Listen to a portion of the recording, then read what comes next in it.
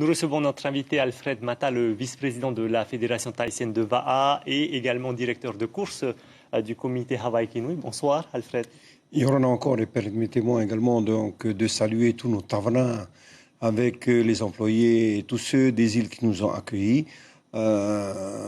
Également notre haut-commissaire et tout l'État, les gendarmes et les gendarmes maritimes aussi, sans oublier bien sûr notre président du pays, les ministres également, tout le gouvernement donc, de l'Assemblée territoriale qui nous ont beaucoup aidés. Aujourd'hui, il faut dire que le Raron Mata'i est fier donc, de cette 25e anniversaire donc, de Hawaii Kinui.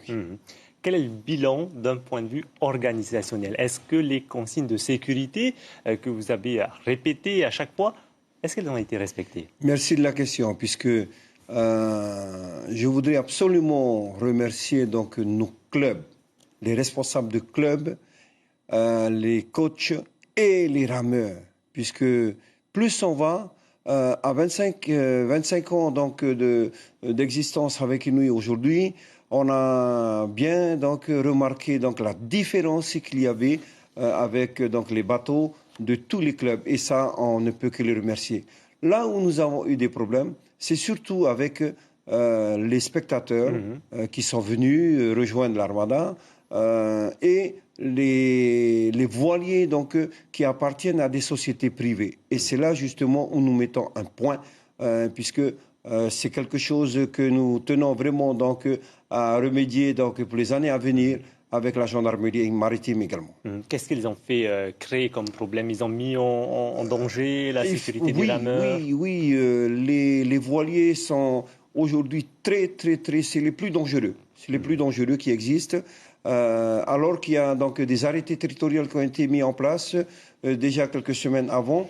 Il y a des distances à respecter par rapport à la réglementation, or que ces voiliers donc, ne respectent pas du tout, même s'ils se font leur business, c'est le problème. Tout ce qu'on souhaite, nous, le comité organisateur, c'est qu'il y ait un respect par rapport à l'organisation, surtout au VA et les bateaux accompagnateurs des clubs. Cette année, le nombre de participants a augmenté pour cette édition 2016. Comment l'expliquez-vous, Mata? Tout simplement parce que donc, beaucoup ils veulent chaque année donc, participer avec nous. Ce n'est pas facile du tout. Il faut des moyens assez exorbitants. Nous essayons de mettre en place, et là, c'est là que nous remercions également donc, nos partenaires officiels, grâce à eux, et aussi le pays qui nous met à disposition donc, de Tahiti Nui 1 et le Tahiti Nui 8, qui grâce à eux, on peut faciliter les transports donc, des VAA, des bateaux des clubs aussi, et voir aussi donc, nos passagers qui travaillent justement, qui n'ont pas tous les moyens pour pouvoir donc, passer avec l'avion. Nous avons eu cette année également donc, le transport donc, à travers le Terivao, que nous remercions aussi, mais nous savons que ça a été très dur donc, à la dernière minute et nous comptons donc, pour un renouvellement l'année prochaine également. La participation des clubs étrangers, en quoi le fait que ces clubs de France, de Hawaï ou d'ailleurs viennent participer à cet événement? Le fait de quoi? Il faut dire que depuis quelques années, donc, la Fédération tahitienne en elle-même et le comité donc, travaillent énormément. On remercie également la Fédération internationale qui aussi donc, a sa participation.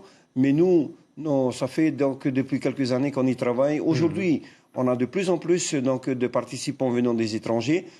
Nous venons également donc, d'avoir les messages sortant donc, des clubs qui ont participé sur Avec lui, comme nos amis donc, de la métropole, toujours, Méduse. Nous avons donc, nos amis venant également de la Nouvelle-Calédonie, la Guyane et l'équipe donc, des États-Unis, de Hawaï aussi, avec nos Japonais qui viennent de rentrer, mais qui sont très heureux puisqu'ils ont constaté vraiment quelque chose de complètement différent dans le monde du VA et surtout à travers Avec nous. Alfred Mata, restez avec nous. On se retrouve après l'hebdo. Le résumé de l'actualité a été préparé par Eric Tama et Aumiti Kimitete.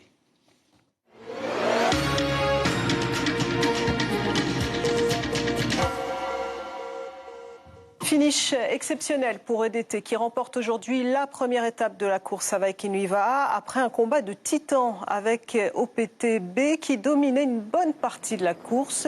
Chaque équipe a pu profiter des vagues des bateaux suiveurs pour remonter. Au final, à moins d'1 kilomètre de l'arrivée, EDT frappe un grand coup et termine premier. Aujourd'hui, on a fait la course tout seul. On ne s'est pas occupé des autres pilotes. On a juste essayé d'avoir la bonne symbiose. À l'OPT, la fièvre jaune envahit les bureaux, l'équipe B se classe deuxième et les employés ont leurs favoris tout désignés. Comment ça se passe pour suivre? C'est pas trop compliqué? Si, le travail, difficile de suivre comme ça. Dans le hall de l'aéroport de Tahiti, la course est à suivre en direct sur écran géant. Entre deux avions, les passagers n'en perdent pas une miette, surtout les connaisseurs. J'attends l'avion pour partir à Patakila. On va travailler là-bas. Et en même temps, du coup, on suit la course? On essaie de suivre le maximum avant de prendre l'avion. À Papeete, ce matin encore, les membres de l'association réclamaient une audience au président du pays. Ils doutaient toujours que les gravats soient exempts de plutonium radioactif. Après 50 ans de mensonges et les conséquences catastrophiques que nous voyons aujourd'hui, au moins sur le plan de la maladie, à moins qu'on se voile encore les yeux, se bouche les oreilles et à se torturer la cervelle pour dire que c'était autre raison. Ce matin, 7000 élèves néo-zélandais ont dansé et chanté en chœur un impressionnant haka dans un parc proche de Wellington. Le rituel a été pratiqué sous les yeux de responsables mandatés par le Guinness Book, le livre mondial des records. Team OPTA s'impose entre Rayatea et Taha en 1h55 minutes et 50 secondes. L'équipe de Gérard Teiva a mené les 26 km de course de bout en bout et devance donc EDT, vainqueur de la première étape. On a décidé de prendre notre cap. On a les moyens, c'est plutôt la stratégie maintenant, la dernière étape. EDT Va'a qui file vers l'arrivée sur la mythique plage de Matira à Bora Bora. Les rameurs de Heieri Mama remportent ainsi la Vaikinui Va'a pour la 3e année consécutive. On savait qu'aujourd'hui la victoire allait se jouer entre nous et OPT.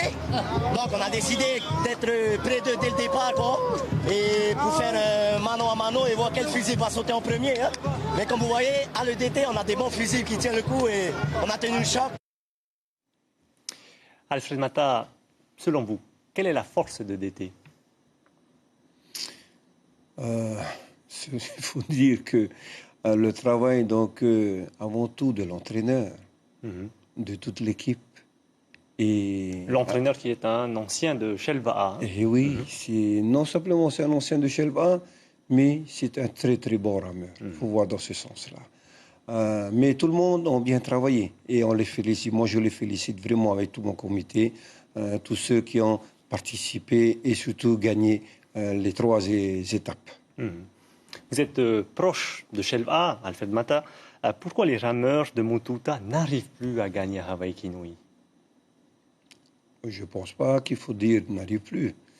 Il y a eu certaines choses pour cette année qui a fait que, après Molokai, voilà. Donc, je ne connais pas le reste donc, de ce qui s'est passé.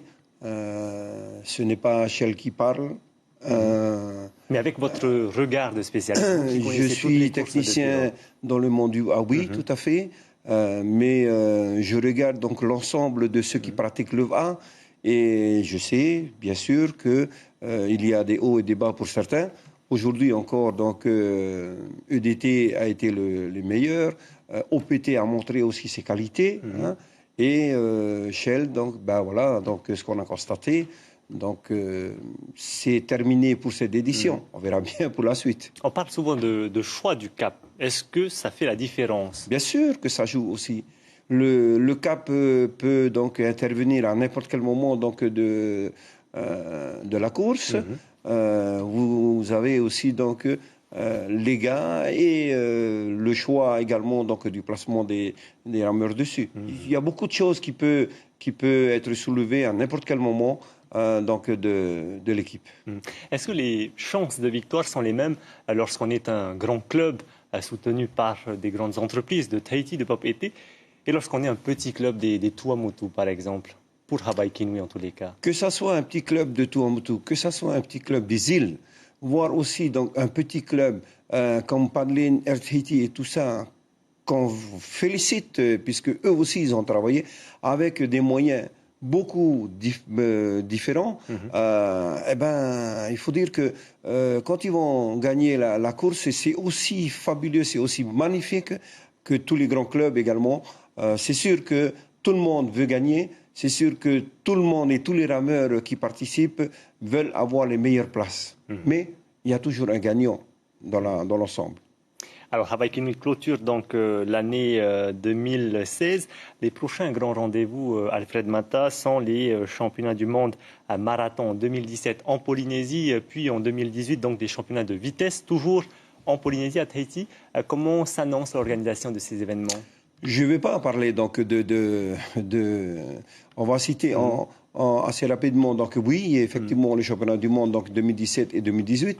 Mais là où je vais accentuer, c'est le travail que nous avons voulu mettre en place cette année, donc à travers donc l'équipe des handicapés. L'équipe des handicapés, pourquoi ? Parce que dernièrement, au championnat du monde, nous avons encore constaté qu'il y avait de plus en plus d'handicapés qui participent au VAA, vitesse. Aujourd'hui, nous sommes également dans la vision de les faire participer en course marathon. Et c'est fait. On vient de la réussir cette année à Hawaii Kinui, pour la première fois. On vient de la réussir à Hawaii Kinui. Maintenant, c'est de la promouvoir justement à ce que 2017 et également donc, de plus en plus d'équipes donc, en e-sport qui participent. Il ne faut pas oublier que dernièrement, nous avons assisté aux Jeux olympiques des Paralympiques. Pourquoi pas donc, les motiver, les dynamiser donc, de plus en plus à participer également dans que ce soit dans la Polynésie, que ce soit dans le monde entier. On a bien compris, Alfred Mata, que vous ne souhaitez pas vous avancer trop vite sur les prochains rendez-vous. Une dernière question alors sur le bilan de cette année 2016 au niveau de la Fédération tahitienne de VAA. Le bilan de la Fédération tahitienne de VAA, il faut dire que tous les week-ends, comme vous apercevez, il y a toujours donc, des compétitions. Il est vrai qu'avec Hawaii Kinui qui vient de terminer, mais l'année n'est pas encore terminée. La semaine prochaine, il va y avoir encore d'autres courses organisées par des clubs et qui vont terminer également à Tautira, à la Presqu'île.